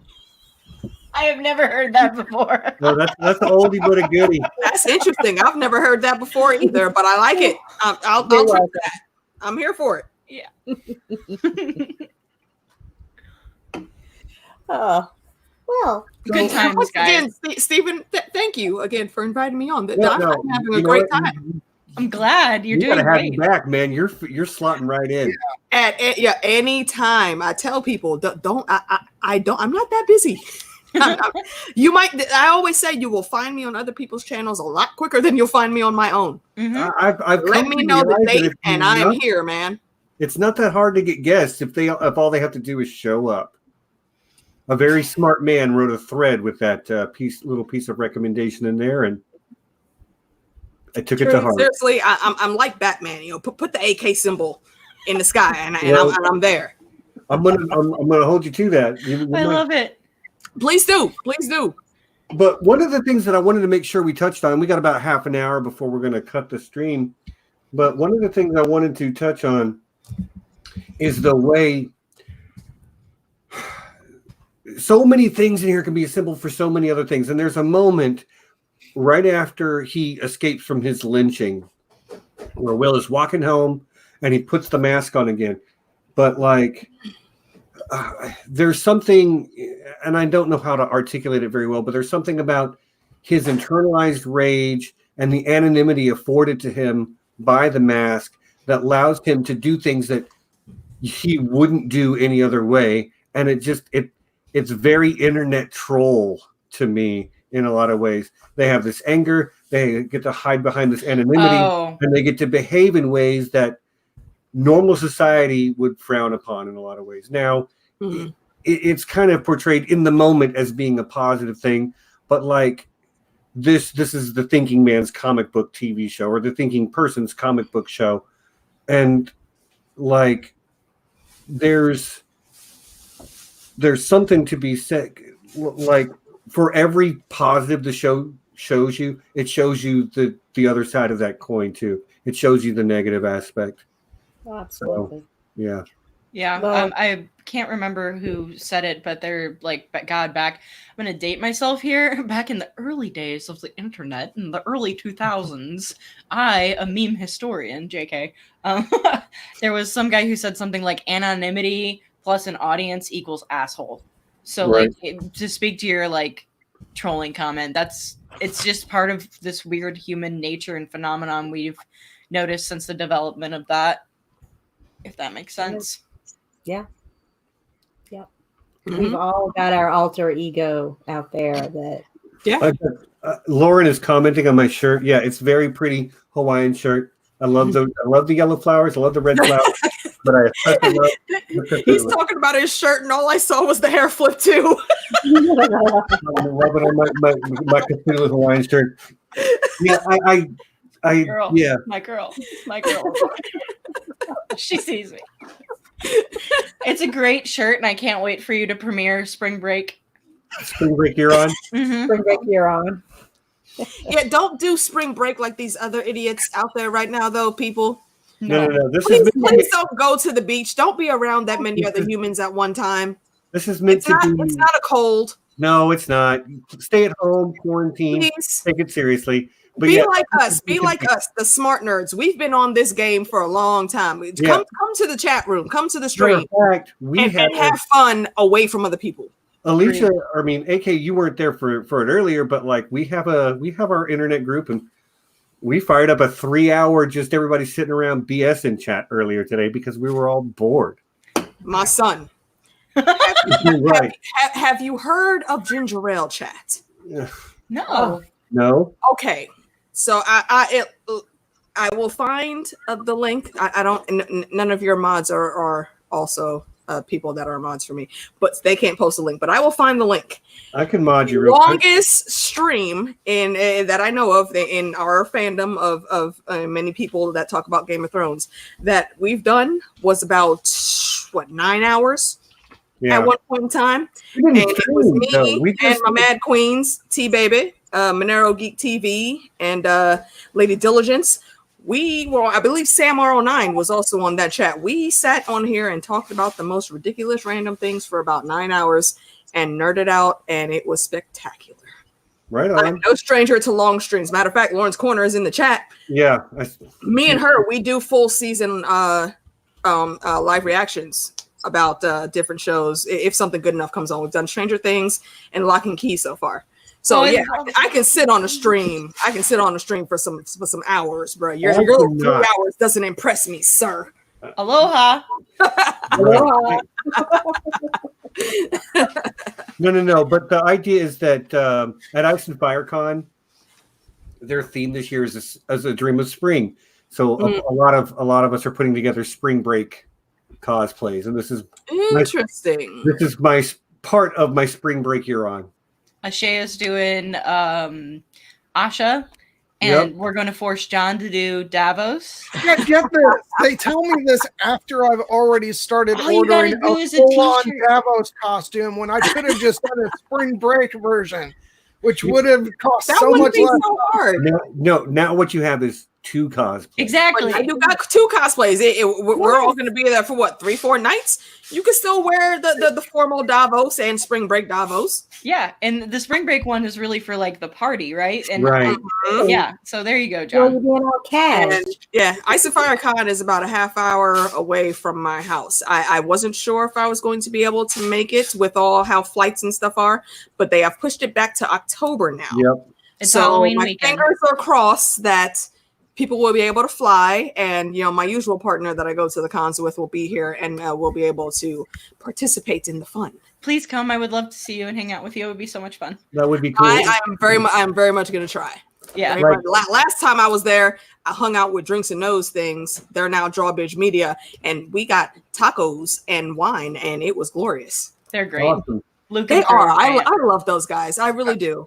I should Yeah. probably I be love the the one. family To ask, dynamic they have. I should probably be the one at this point to ask: do we have more? We would. That's where I was Like to literally about to talk say, about man. this We've got about 20 minutes left. So if Sorry. No. I told This you is I go off into normal. tangents. I apologize. This is We got off normal, on- but like part of the job of the host is to be like, that's interesting. Let's move back over to what we were talking about.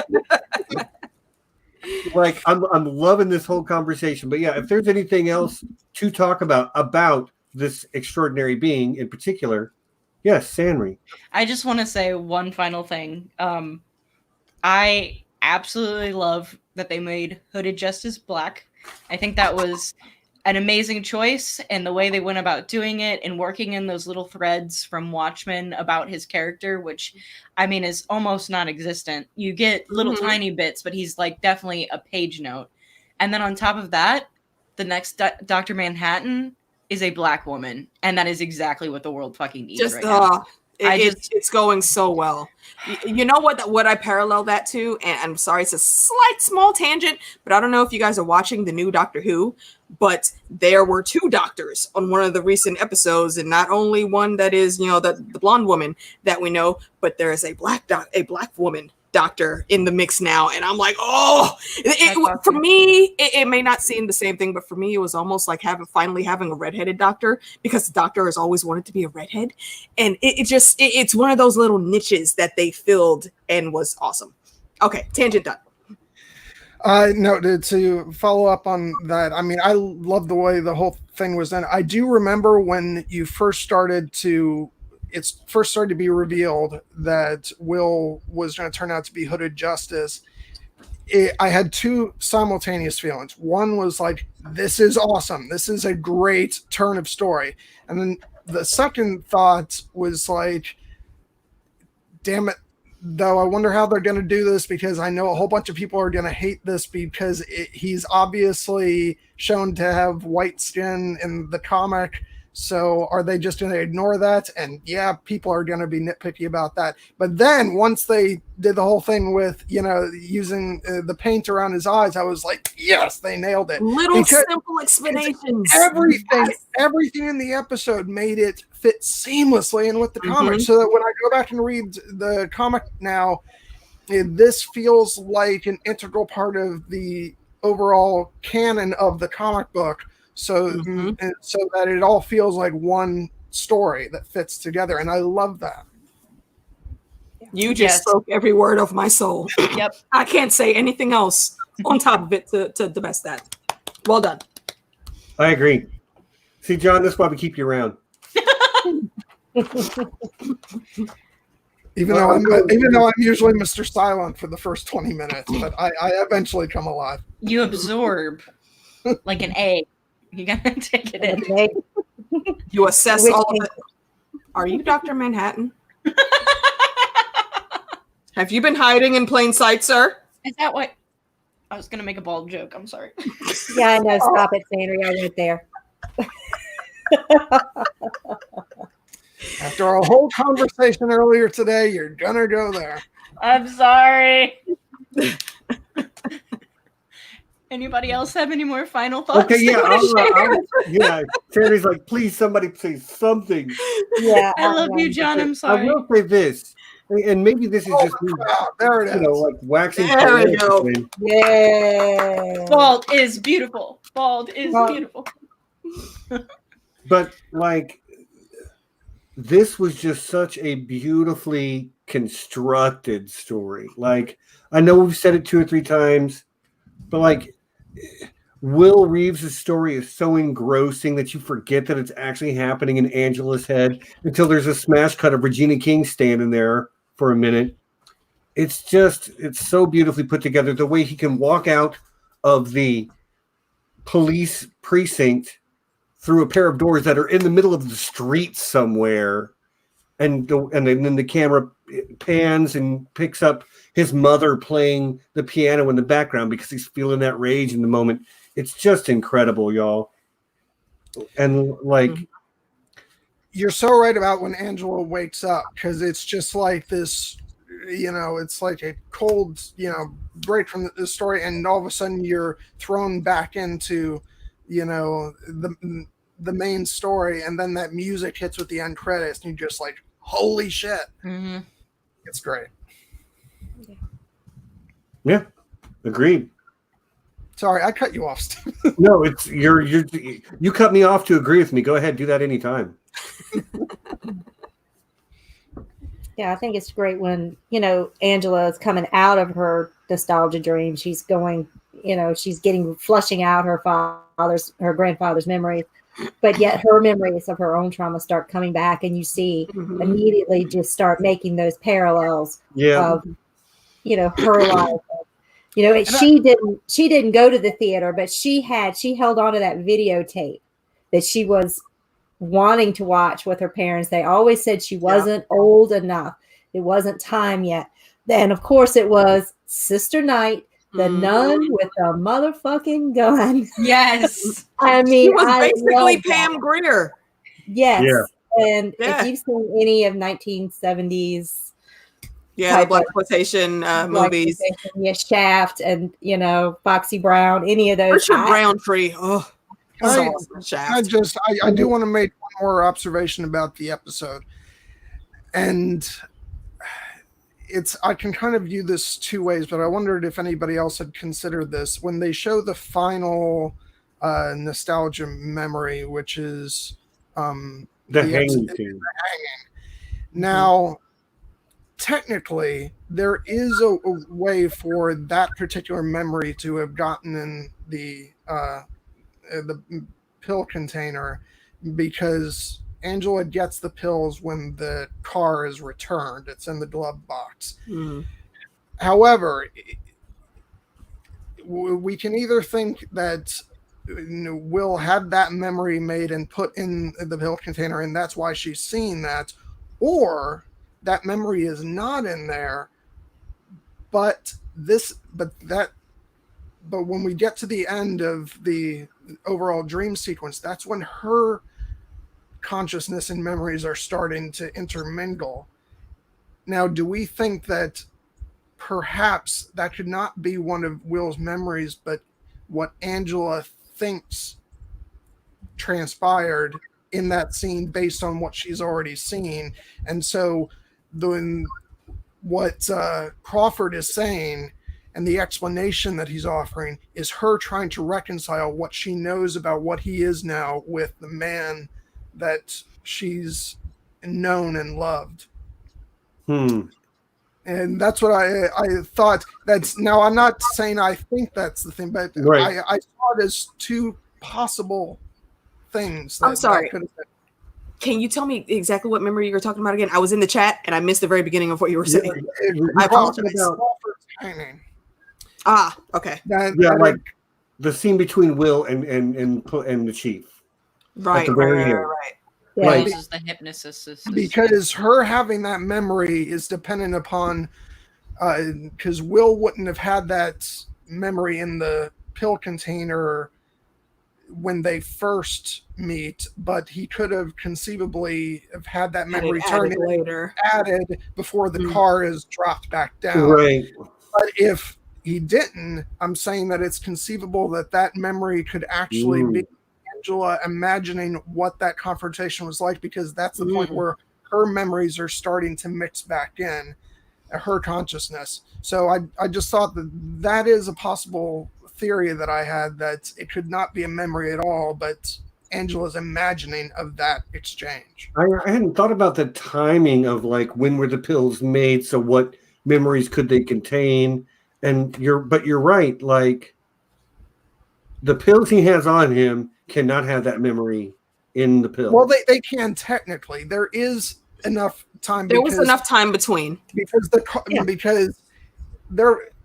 he can't have that memory in the pill container during their first confrontation. That's what I mean. But he's picked up by the giant magnet. He doesn't get the pill container until after the car is dropped back down. So so Lady True could have made another pill with that memory and stuck it in specifically. And that would explain it. But I'm saying that I can see it both ways, and I like the thought that that's actually Angela's imagining based on everything else that she's seen. Everything that she's learned could explain how this 115-year-old man can hang a grown man, because she's got the pieces in her memory of how he could do it. Is that what you're saying, John? That she could piece it together by what she knows. What I really like about that theory is all in Judd's sort of explanation for why he has the robe, because you get the feeling, if you look at it through that lens, it can read as Angela trying to reconcile what she knows about him now with the person that she loves and trying to square that. If you blend that together with essentially what's happening to her at that point is she's beginning to OD. Yeah. So when you blend that in, it's I agree with you. It's very conceivable that her memories, her brain synapses put all of that together at the end of this run, and it makes complete sense. It's not necessarily just a random fabrication. It's her being the detective that she is, following the clues and putting everything together. So I can go either way. I like it. Because right after that scene, one of the very next things that she starts to see a bunch of things flashing real quick, and then it's her first memory of seeing her grandmother. So the timing of that makes me think that could be a mixture. It could be her imagining. So I was thinking.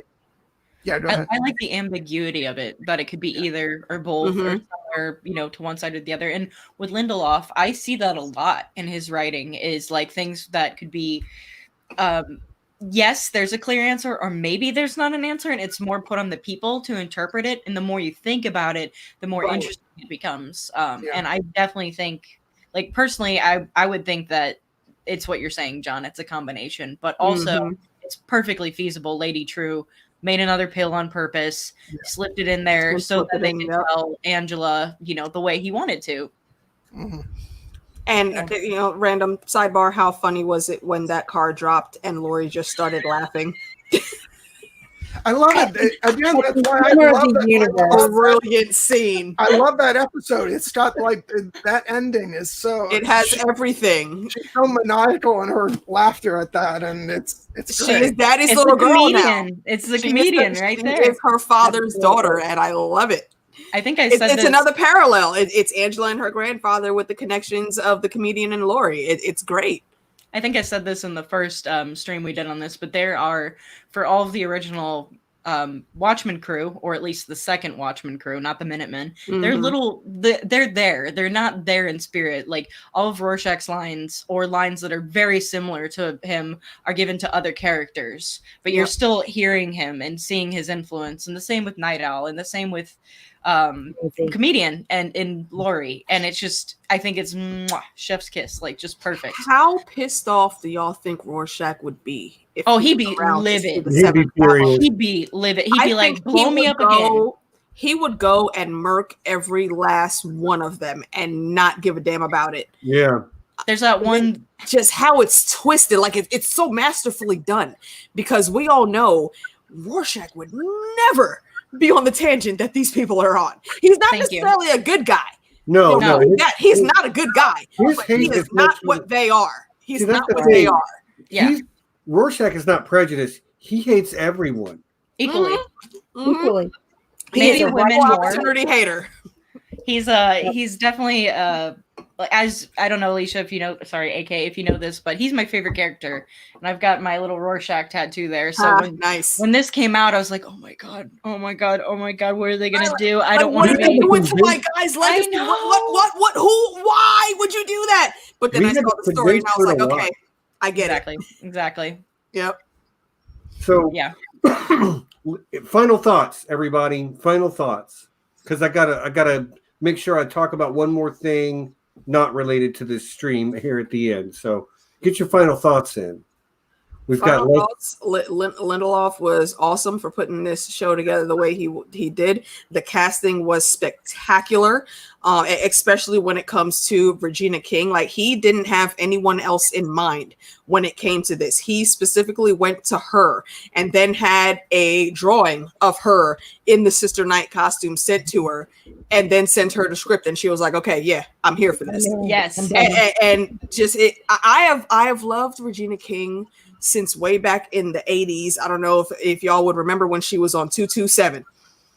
Y'all remember that old school show with, Jack Hay for back in the day? Oh yeah, she was a little girl. Oh my god, on that TV show. I have watched her career with great smiles and everything that she's done. You know, she disappeared for a bit, then she came back. She was in Friday, and then she had just this run of great movie roles that she's done, and everything that I've seen her in has been great. She's a very good actress, and this role that she's played here, she was this basically cemented. If anyone had any doubts about this woman's skill, this show put that to bed. Yeah, I agree. And I love the way it was done. It's a spectacular show. I know a lot of people want a season 2. I'm okay not getting a season 2 unless they do it like they did this another 20, 30 years in the future, and you bring back 1 or 2 of the originals, but then you show everybody else grown up. And take a tangent from there. Overall, absolute aces. Lindelof did say that he was so inspired to write this season based on the cultural climate and the race issues going on in America. And he said that something would have to happen like that again in order for him to be inspired enough to write a second season. Right. So that's why, I mean, maybe after all this coronavirus and evil Trump shit, we'll get something. But who knows? Maybe, but yeah, who knows? A lot of people said that the show was too political. I think it was a great juxtaposition of showing without, trying to cookie coat anything, just showing the grittiness of what real life is. These are the issues. These are the things that bring people together from different walks of life. Looking Glass and Angela were 2 very different people in their childhood, but they were still working together. She didn't go to anybody else to find out what those pills were and how to maybe try to go about doing stuff, but him. I mean, yes, because of connection with his ex-wife, but we saw, that's her partner. They got each other like that, So it's just to show that people can come together from different walks of life and can be that rock that each other needs, even when they don't know it. It's just great. It's really there's a lot of heavy, sad things in this story, but there's that silver lining to where you can see, humanity can be better. Yes. And that's what we all need now. We all need each other to be a little bit better towards each other. Amen. So, great freaking story all around. No, go ahead. I was just going to say, go ahead, Ness. No, I was going to say, well, just like Will said at the end of the, after the fight and everything, where Dr. How you cannot heal wounds can't heal covered up. Yep. You gotta breathe. You have to breathe. And what better encapsulates what this whole show was about? Just letting it breathe. Right. Letting it get some air. Mm-hmm. My final thought was I was gonna say I loved the show so much.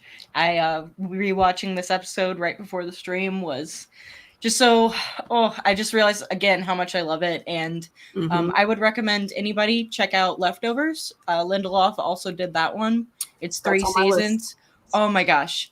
Heard it was great. Great. And like I use that word very lightly. I'm a huge snob with my tastes, and I just I loved Leftovers. I feel like Lindelof really learned from his mistakes in Lost and has been since trying to make up for it.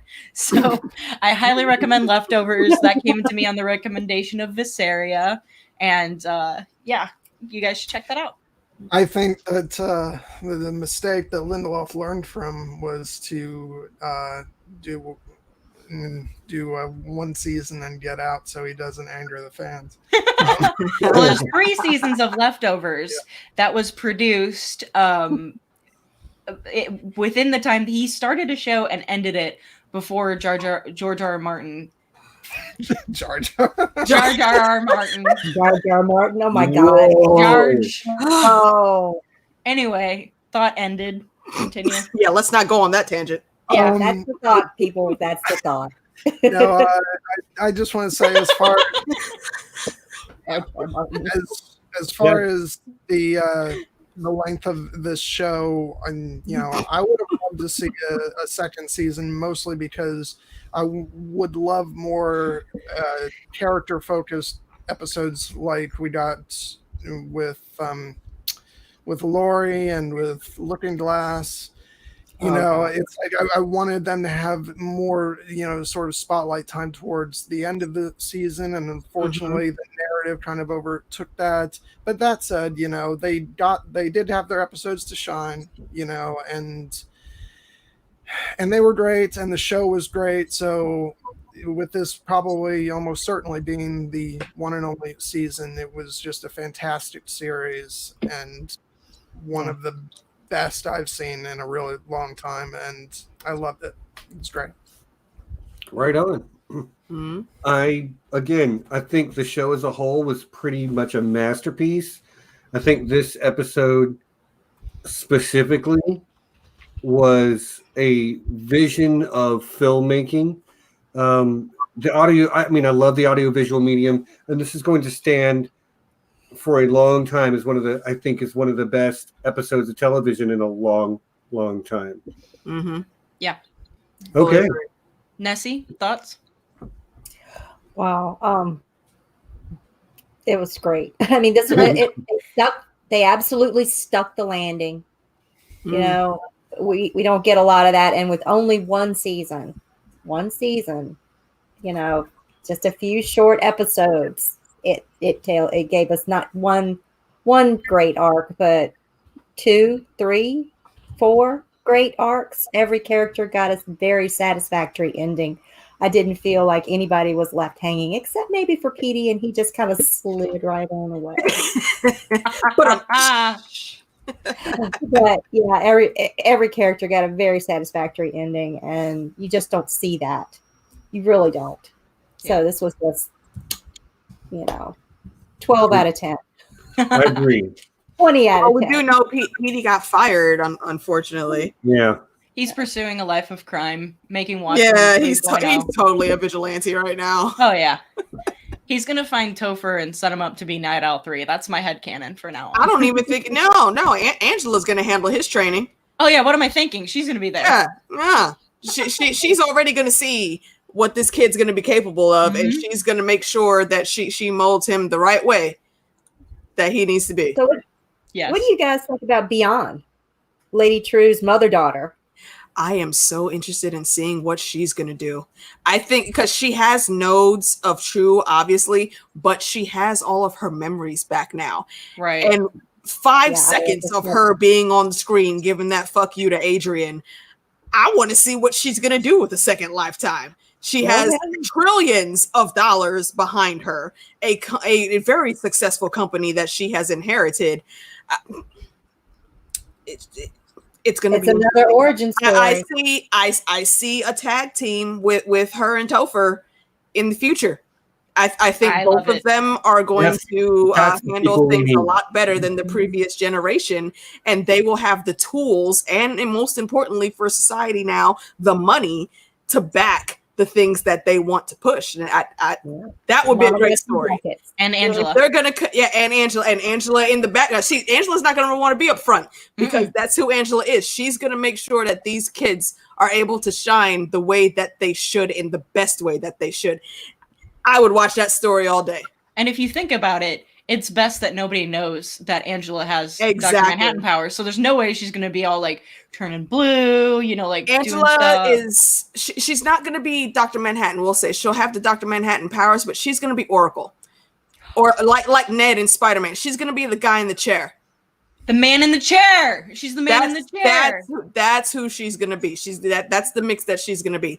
And she's going to make sure these kids get exactly what the hell they need. And if anything goes crazy, it's going to be just like when Cal snapped out of not having his right memory and saw his wife in danger. She's going to zap in and save their ass if they need it. She's got the little... Uh-oh. Oh, no, Frozen. Little Scott. I said, was that Nita Frozen? I said, yes. she's got the little circle. Yeah. Yep. She can put it on lockdown if she wants to. Love it. Absolutely. And I love that. I just want to finish off by saying, because, we were focused on this episode today, but I really do want to, since we're finishing off our Watchmen talk for the foreseeable future, probably, I just want to once again mention, well, we don't have to. Okay. We can do it again. But I just got a shout out to Jeremy Irons as Ozymandias, because he was just so fantastic and so hilarious. And I love, his ending for it. Where like that one scene. One of his speeches one scene with the catapult where he just looks there like outstanding. That's what he gets in his performance for this scene. Outstanding. Yes. Perfect. We could do an episode just on Ozzy and his craziness. Oh my God. Did he not play it the best? Like if Ozymandias in the future, this is exactly what this guy would be thinking. He would be the one to inherit this perfect paradise and get happy. Yep. It's not what you ask for. I'm gonna anger Bernie again when she goes back to watch this, but I think you all know that I wasn't super fond of the portrayal of Ozymandias in the movie. You take that back. Matthew Good was amazing. I agree. I like Matthew Good as an actor. I just wasn't fond of him in this. Okay. I thought he played a really good young Adrian, and he kind of I don't know if it was just because I knew, or maybe because like I got a feeling from it, but I could tell like he was portraying truly book gay Ozymandias. Like it was there for me. My problem maybe you could tell that he was the villain a mile away. It's like I'd never read the source material, and instantly I was like, this guy can't be on the level. He's up to something. That's not a bad thing necessarily. No, not necessarily. Yeah, but that's not the impression I get reading the graphic novel now. I get the feeling that you're not supposed to suspect him right off the bat. So you're not, but you're very smart, John, and you do pick up on things. And I will say that Jeremy Irons is a great older that Ozymandias. Like I think that could work really well. He was so perfect in this role. But what I wanted to finish off saying, because you just made that was my starting point, and you made it the whole thing. I had to defend Bernie. I was just saying that you can defend yourself. It's because I had not, I've been reading the graphic novel, and you're gonna kill me. I actually didn't finish it. I got so tied up in other stuff. I'm loving it. I just unfortunately haven't finished it yet. But just going off the movie, he was probably my least favorite aspect of the film, but I freaking loved Jeremy Irons so much in this that Ozymandias was one of the highlights of this series.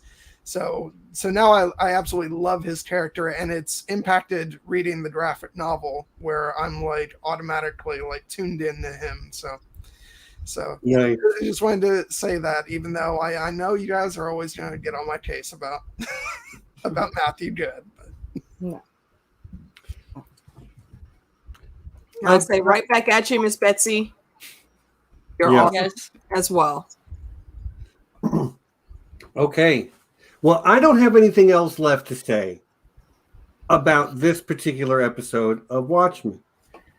I will say that if everybody, if you enjoyed this sort of like deeper look at a specific episode, let us know and we'll do something like it again. We'll put it on the schedule. Now, let's talk about the schedule coming up. Next week, Picard. Week after that, a deep dive on an Expanse character. I'm going to be posting the poll on Twitter right after we finish the stream. So look for it there. It will be on the official. Who will it be? It will be on the Here Be We can only do Dragon. 4, right? Yeah, Only 4. we're going to just start with the 4 main Rossi crew members. Oh, I know. I'm being sarcastic. Yeah, and vote for whoever you want. I know. I have a suspicion how it's going to end up, but like, I'm not going to try to sway the vote. Pick who you want, and we will stick by it. Given that I have nothing to do, sitting at home, I thought it might be a good idea sometimes during the week to maybe just do a rando 0 topic stream. Just get on here with and people like, and talk about stuff. turn it on and be like, hey, everybody, and get to talk to the chat. And maybe even like, hey, if some of you who show up here week after week after week, if you ever have any desire to come on, but 0 desire to prepare for that, well, guess what? I got the stream for you. It will be the 0 topic stream. And yeah, Flores, maybe tomorrow. Maybe tomorrow, maybe Tuesday, maybe a couple times this week as well. I talked to my oldest daughter the other day, and she really wants to. She's like, Dad, I want to stream with you again. And I'm, all right, cool. We need to find something. What better topic than no topic? Mm-hmm. Mm-hmm. So yeah, I haven't decided on what a time yet, and maybe John wants to do the same thing. Maybe Nessie wants to do the same thing, where they just like fire it up and be like, I'm bored. I'm not doing nothing. So keep your eyes peeled for notifications, which means subscribe, hit the little bell thing. Also, like the video because, I thought we did good. And that having been said, y'all, come back next week for where we'll wrap up season 1 of Picard, which was really, really good. So But until then, peace and be excellent to each other. Click the link I'm about